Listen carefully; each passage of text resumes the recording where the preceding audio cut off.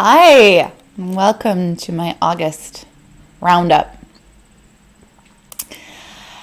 Since May, I have been doing these roundups, and they are a way for me to process my month, to extract the wisdom that life is giving me every month, and also really a way for me to connect with you on a real human-to-human level. This summer I learned a word. It's sonder. I'm not sure I'm pronouncing it right. S-O-N-D-E-R.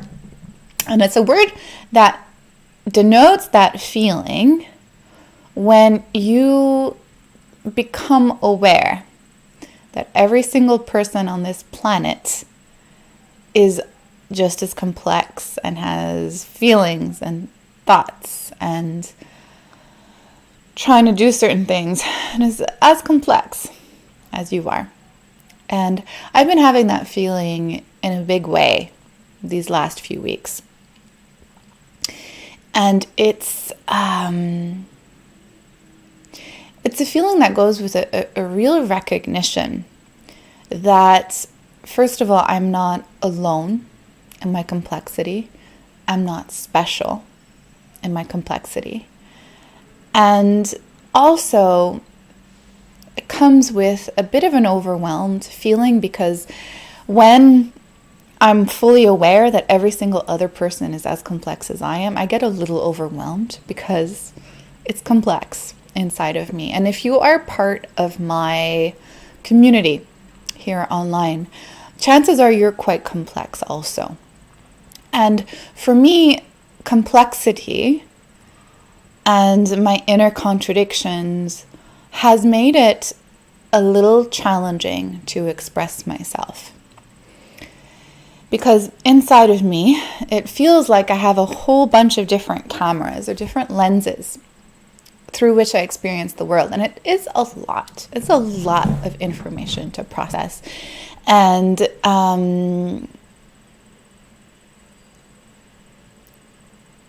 it becomes challenging to relate my experience in a very simple way. And yet, the way I'm built, I must express. If I stop expressing, if I stop journaling or making these videos or relating to others, there's something that dies a little bit inside of me. For years, as a teenager, as a child, having 3 languages bump around in my head, that part of me was a little bit dead. And finding it again has been one of the great joys. Great joys in my life. So much so, and it has led me to build a program that I'm really proud of, Soft and True, which is built for others who are complex, like me, and have trouble sometimes bringing that complexity into something as limiting as your voice, your story. And it might be for the artists, the musicians, and the visual artists, but also the artists for whom healing is their art. And that's how I feel like healing and my programs are really, truly, fully my art form. There's a lot of emotion in my voice as I say that because I had that desire for expression for so long and I couldn't find the outlet that was specifically uniquely mine. And healing work has been that for me. And so I'm at this stage sort of upgrading and up-leveling that. And so sonder. I feel like if you're watching this, you also have a complexity to you and an interesting something to you. So this August, there's way too much to tell in 1 hour. And there's layers there that are still very tender for me and so very private. That's a question I've been asking myself. In this day and age of social media where we express a lot, what are the edges for each of us of what we express and what we keep private? Our privacy is not under attack. I think that's way too dramatic of a word, but it's being reviewed. And so I am keeping a reserve this month. There are certain things that I'm not an open book about right now because they are so tender. And they require me to have a sweet little boundary around them so that other people's opinions, other people's thoughts don't come and influence those places. And it's not because I want to hide from you. It's really a protective boundary. And so I kind of invite you to look at for yourself, are there ways you are oversharing? When we overshare, we are submitting ourselves to a way of being open that is maybe a little too much. And so there's that fine line for all of us to find. So, the story, the lens, the story that I want to unpack here today for myself, for what it means for my work, for what it means for our relationship together, all of that. So in the first 2 weeks of August, I can't remember, I didn't look up the dates. There was a morning I woke up with a throat ache. I've had those before, not that big a deal. And this one I kind of felt, I think I need to rest. And I did, and I still, did some really fun things that day. The next morning, I wake up and, oh no, this isn't a regular one. This isn't a normal one. Of course, I look up the symptoms. I'm feeling it's probably not COVID, so I'm not too worried about that. But I'm having a lot of trouble swallowing, and speaking is painful. Okay. So I take the day and I don't eat anything and I just sleep. I rest. And there's a way in which I think my body I had been oh no I swallowed my spit wrong. In which my body was saying, okay, time to go back inside now. Because I'd been expressing at a whole new level, most expressed in my life, probably, most visible. And it was delightful and also scary and terrifying in a lot of ways. So I accepted. I just slept, and then the next day I wake up and my husband says something to me and I just speak back and we're both like, hey, I've got a voice, this is good, until I choke on the little dangly thing in the back of my throat. I don't know what it's called in English, a luette, gets stuck in the back of my throat and I choke on my own throat. And I'm sputtering and I'm spitting and I'm panicking. And I'm able to breathe through my nose. Like that. But it hurts and it scared both of us. So my husband really calmly sits at my computer while I'm at my sink, trying not to vomit because it was really sort of nausea-inducing. And he calmly looks at the doctors. He figures out how to make an appointment right when they open, which was at like 7:30 in the morning. And I couldn't speak. I really couldn't speak. It did two things. It really hurt to speak.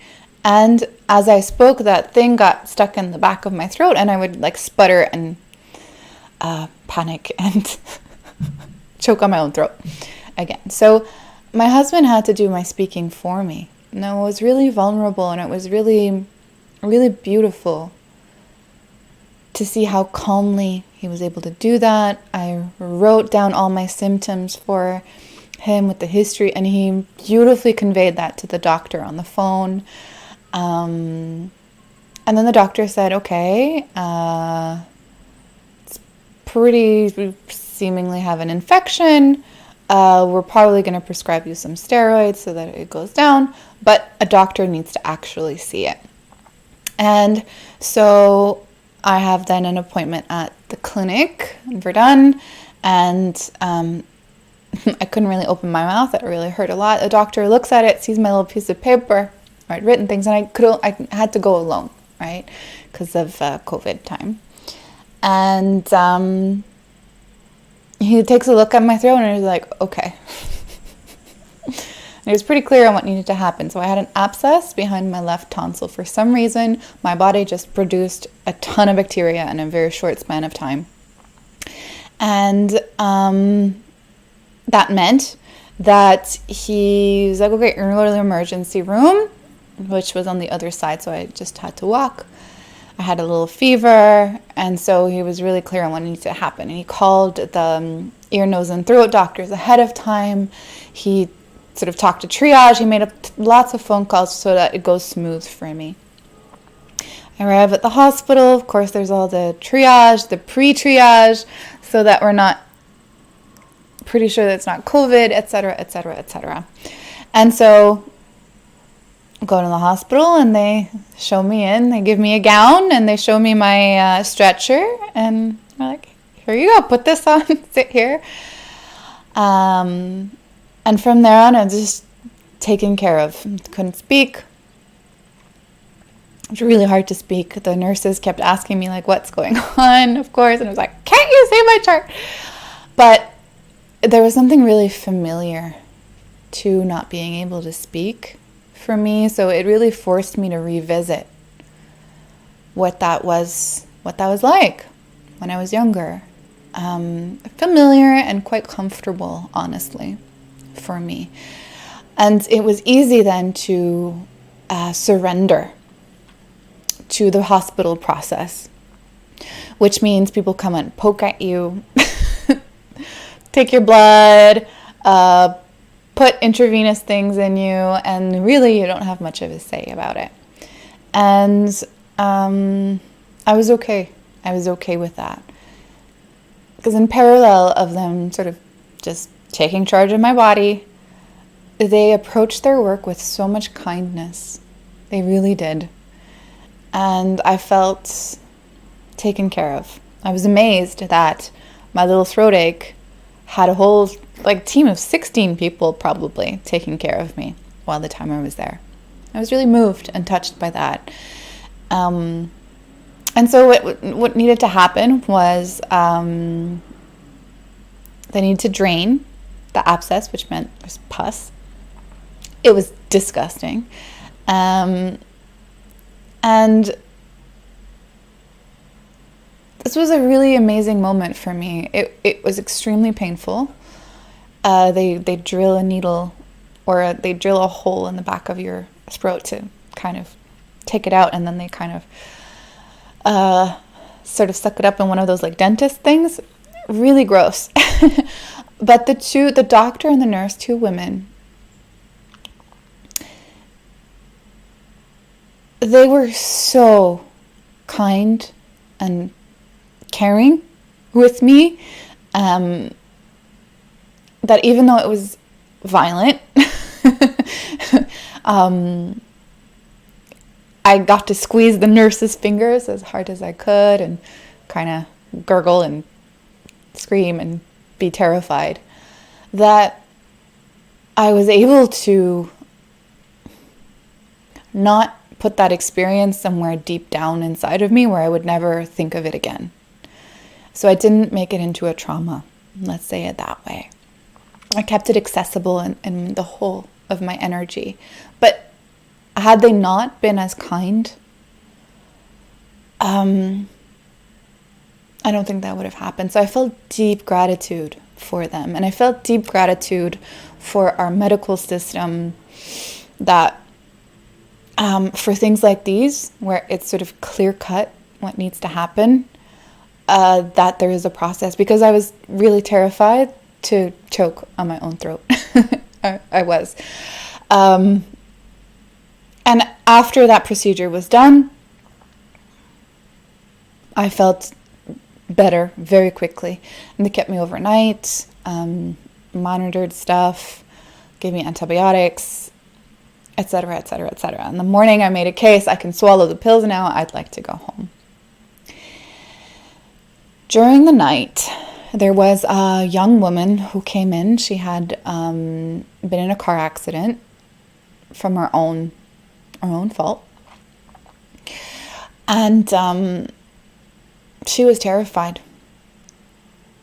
And she kept repeating that she had a glass of wine, but she sounded a little bit more affected than that.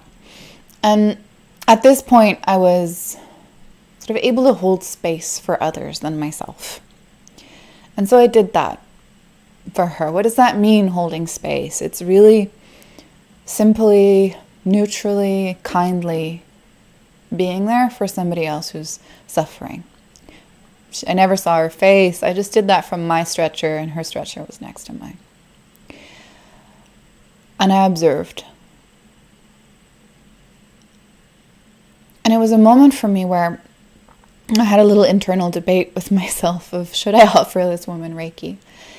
And no, that wasn't appropriate to be doing that there. But beyond that, I was there for my own healing. I had to heal completely myself. I needed to receive Reiki, which I did. Thank you to everybody who sent some. It really touched my heart. But I observed that what was happening with her is that it was unclear what was happening with her physically. And it was really hard to separate what was happening physically from emotionally and mentally, spiritually, although that is really not addressed. What I observed in her is panic and shame and fear and afraid also to face the consequences of the law, because she had refused to take a drinking test when the policeman came in. I was privy to all of this information. I heard it all. And I could kind of see her energy. And it was like closed circuiting. She was developing trauma here. It was too much for her. I could see that. And I could see that the doctors were getting a little exasperated with her, because all they wanted to do, and what is their job to do, is to ascertain what physically is wrong. But because of how strong her emotions were and how stressed she was,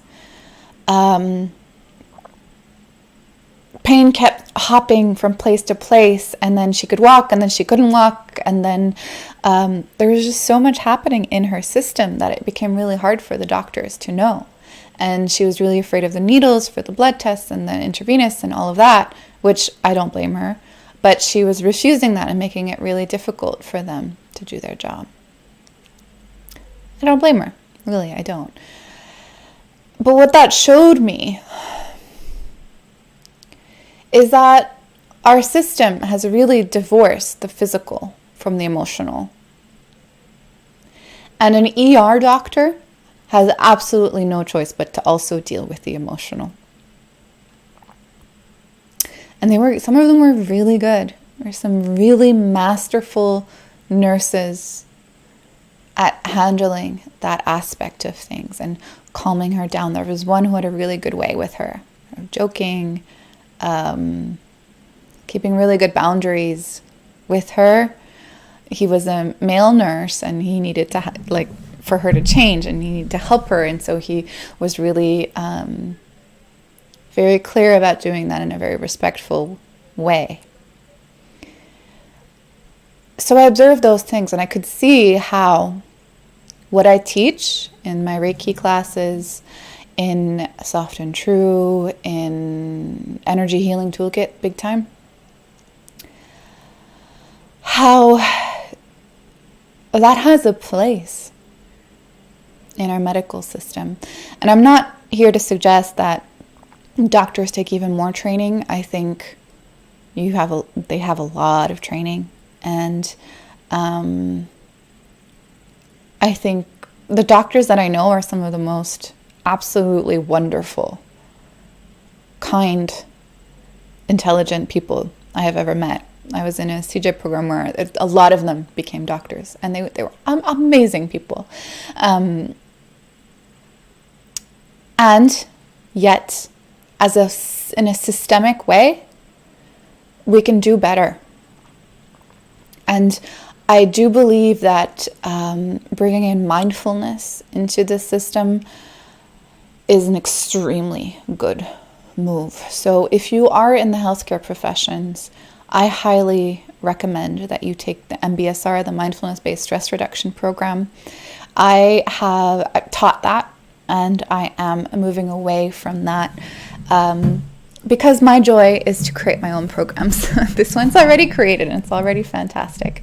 So I might turn the Mindfulness-Based Stress Reduction Program into a mind mastery program that is more my own flavor. If you're really interested in that, let me know. But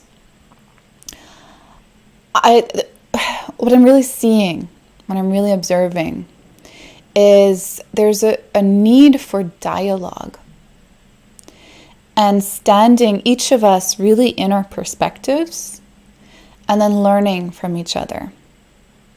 And while my voice was cut off, this is where I was. This is how I observe. This is my filter.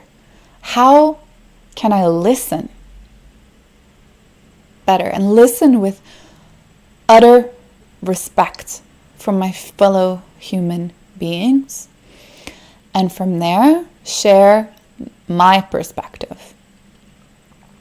And so these are the big themes of the throat chakra: communication, listening, and expressing what is true.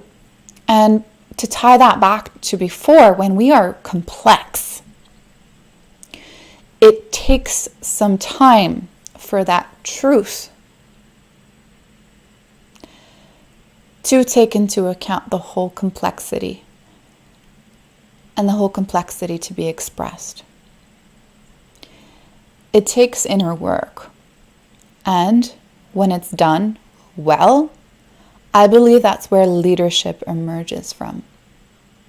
I believe leadership is a conversation. I believe leadership includes followership. And the deeper we can listen, the deeper we can become present with our fellow human beings and how they experience the world, the more we can be compassionate with them while holding our own vibration, our own uniqueness, our own sensitivities, and bringing the people around us to giving them our perspective and evolving alongside them. We get to co-create with each other. And I believe that my experience in the hospital has awakened something that was slumbering inside of me. It forced me to review my perception of reality. It forced me to get clear on my unique perspective within this world and get clear on what are the conversations I want to lead others into. Who are the people I want to bring into my field so I can follow them while I lead them? who can lead me while I follow them and I lead them.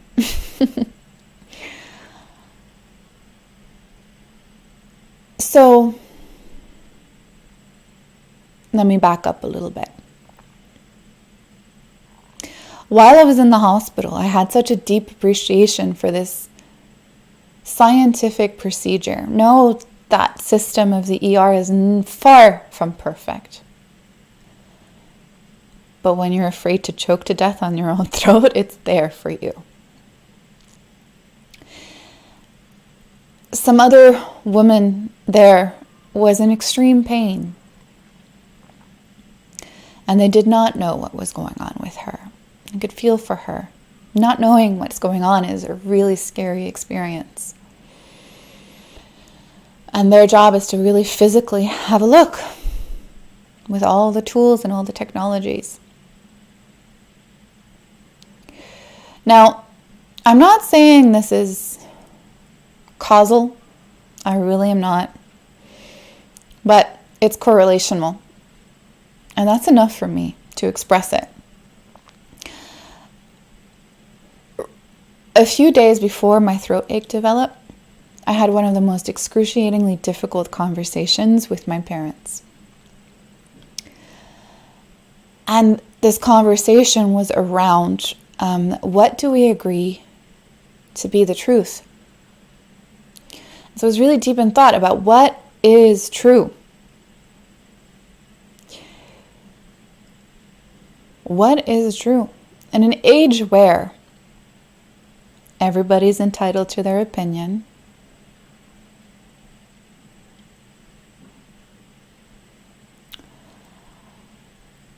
what can we all agree upon? I think we're in an age where whatever you believe or want to believe, you can find corroboration for. And that is tremendously beautiful. And I also believe that there's some dangers to that. I was deep in thought about these questions. How do I know what I believe is true? How do I know that being an energy healer isn't some crazy fantasy that I've made up with collaboration with all other people who are in this crazy fantasy land? I don't. I actually don't know. And every once in a while I revisit this question of, does it matter? What is my evidence? Is it the hundreds of people that my work has visibly helped their life improve? Yeah, most of the time that's enough for me. But I was really in this crisis of what is true. Both in what is true and what is the truth and how do we come to know it. And the conversation with my parents was a little bit around that, because growing up, they had that quote-unquote conversation fight a lot of the time. And I internalized that, and it's a fight that I've rarely spoken about publicly, but I experienced excruciatingly deeply. And this fight had been positioned between the scientific and the poetic. I'll put it that way. So, as some of you know, I have a background. I have a master's in neuropsychology, a deeply scientific process, and I chose it because within psychology, neuropsychology struck me as the most rigorously scientific. And then the poetic speaking to our experience as human beings and to things striking us as true, resonating, putting words to our experience.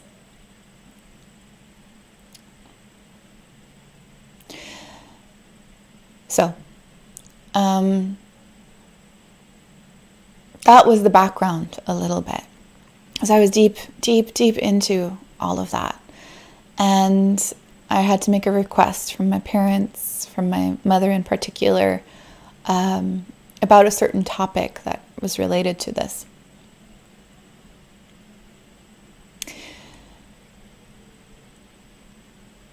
And so how do we have conversations in these times where social media and the internet allows us to live in the little bubbles, live in these bubbles where what we believe gets confirmed, enhanced. When we get triggered or challenged, we can simply leave. I worry, I'm concerned. Are we losing deep thinking through that? Are we losing our capacity to converse and to evolve each other? These are things I truly, deeply worry about. And so I lost my voice, and I'm stuck with all of that rattling inside of me. And once I got out of the hospital, I was feeling a lot better and more stronger. And it was my husband's birthday, and we always do a week of festivities. And I got swept up in that and sort of noticing that my body was strong enough to do all of these things. And I was strong enough to do all of these things. And I was enjoying doing all of these things. And yet there was part of me really asking, like, am I supposed to rest? And not trusting myself, not trusting my old conditioning.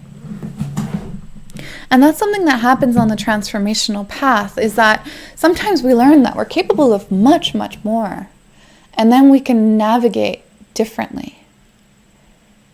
But then our navigation system is a little bit broken for a while, and we have to really navigate in the dark. And August was a little bit like that for me. Navigating in the dark. Uncertainty. Not clear. And there was another irony, another layer to all of this. While I was losing my voice, being sick, I was teaching Soft and True, my program all about expression. And so I had to show up in my vulnerability, in difficulty expressing, in not using my full voice.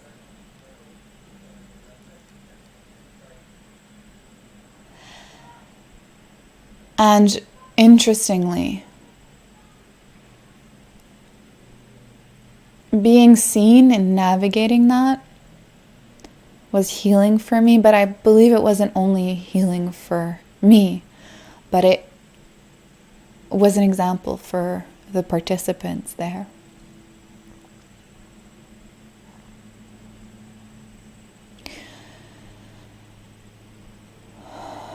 So, what do I want to say here?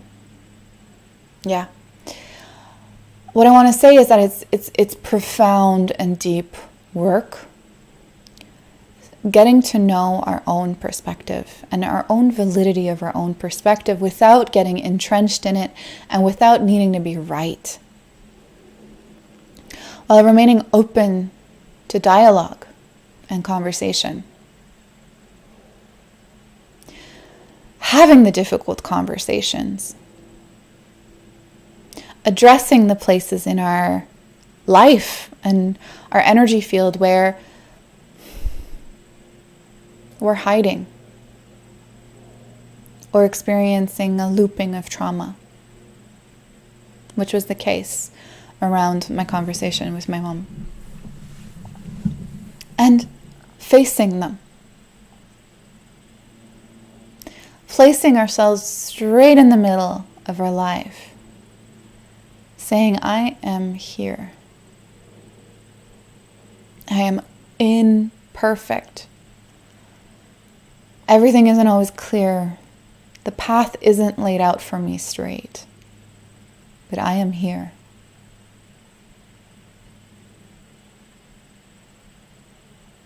In the middle of my life.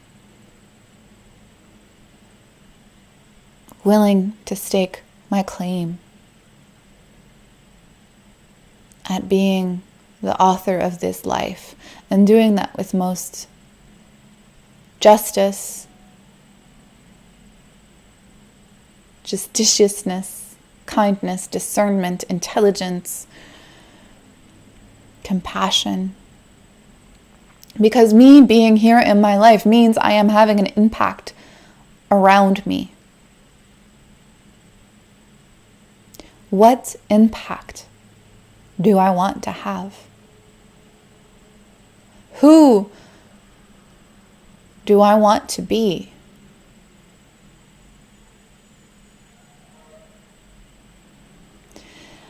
And there's parts of that you have no choice. You are who you are. And you have the limitations you have the wounding you have the cycles you have. But how can you be who you are and learn to love who you are and build your life around who you are rather than build yourself around your life? These are the levels of depth of question that I have been sitting in the month of August with no clear answers, except for my Soft and True program. It's my attempt, imperfect, but dare I say pretty brilliant attempt at unpacking those questions.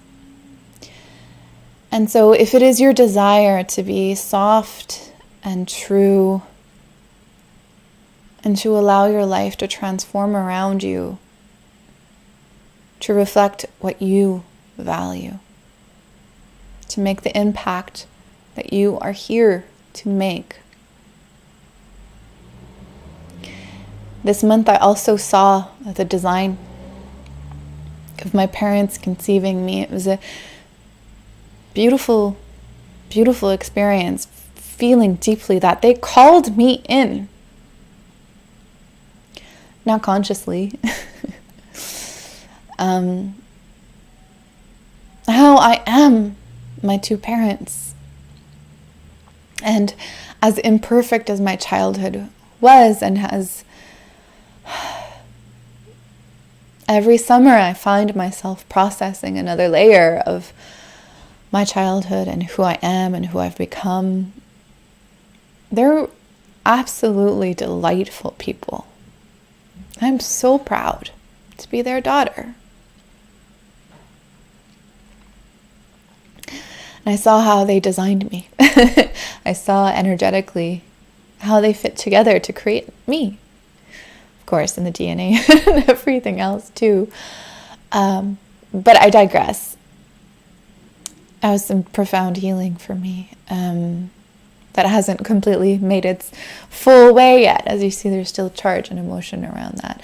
But I believe the same is true for you. You were born to the family you were born for a very, very, very good reason. And there's a purpose. And Soft and True allows you to clear away that which is not aligned with that. Transform all of those raw materials into what you are meant to bring.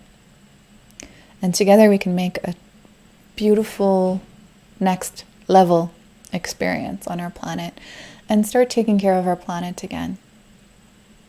Include her in our self-leadership.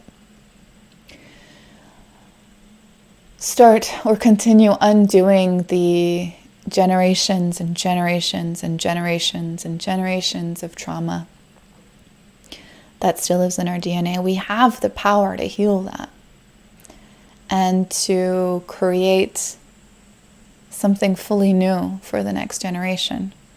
Oh no, we won't be perfect at it. But this is the healing revolution. So I'm going to end here today.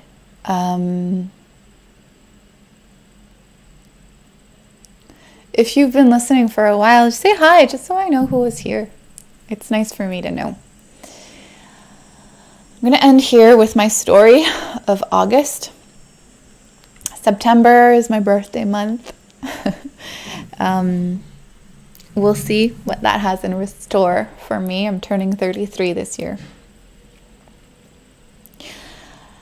If these themes touch you, if you are holding these questions and you're ready for some guidance on the way, I would love to offer that. Whether that's one-on-one, you can apply on my website, ingabrower.com/work-with-me/one-on-one energy healing. We'll just have to go ingabrower.com. The rest is pretty easy to find. I've changed up how I'm doing that. I'm becoming a bit more choosy because I am here for this conversation around how do we become soft and true? How do we speak with each other when we're not aligned ideologically? How do we learn from each other? How do we co-create?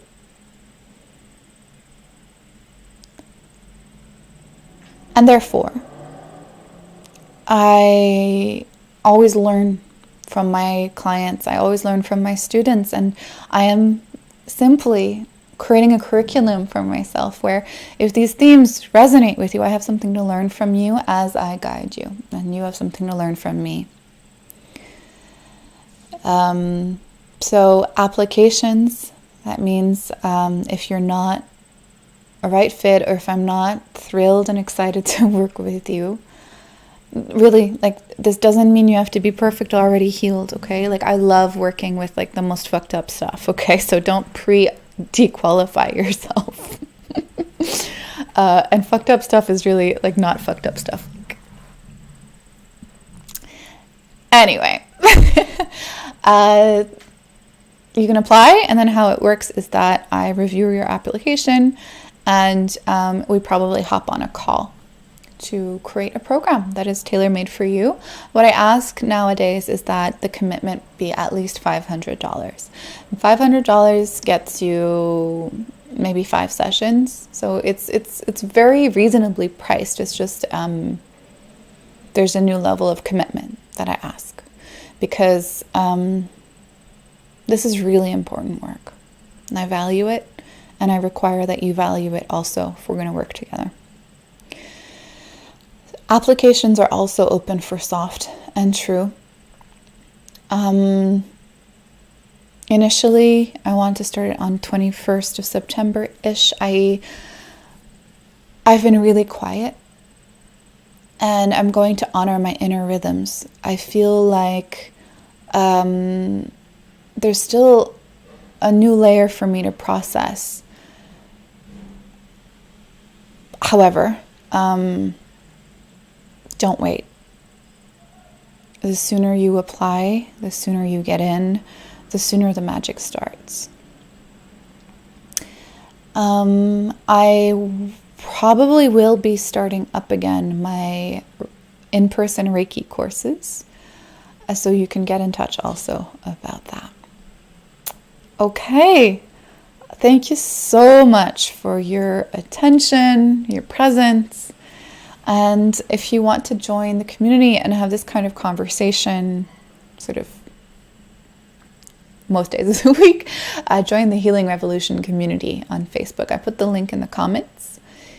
And if you haven't yet, you can join the newsletter as well by choosing yourself a free gift, also in the comments. All right, if you want, I'd be happy to receive your reactions.